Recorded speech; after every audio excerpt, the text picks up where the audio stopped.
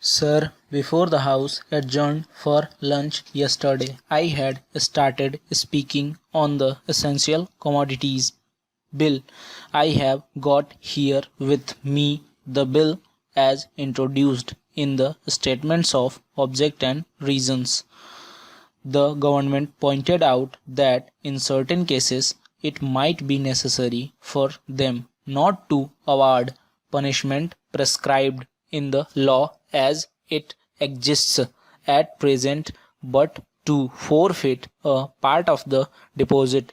This relates to minor offences under the Essential Commodities Act. I can quite understand this, and generally therefore nobody would oppose this thing, but the question that I wish to raise in this connection before the House is the manner in which this act is being implemented by the government and also by the state governments. I mention that the state governments because here is a measure which is sponsored by the Ministry of Food and Agriculture, and in regard to many aspects of which I believe the central government has concurrent jurisdiction, but much is left to the states. Our experience has been, especially in the state from which I come, namely West Bengal, that this act is not implemented properly by the state authorities because of various connections of certain people high up with the big business and others indulging in speculation, hoarding, and so on. The result has been that whatever should be done had not been done.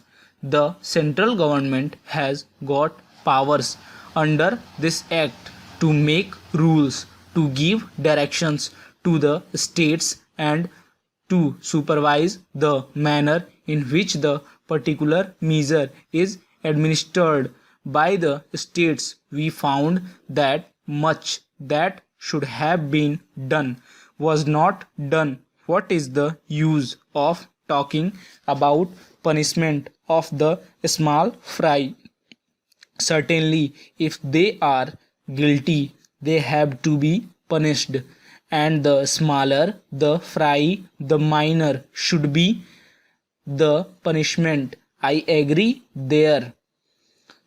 But the point is that the act is not properly implemented. We should like to know from the government as to how many cases have been started under the Essential Commodities Act.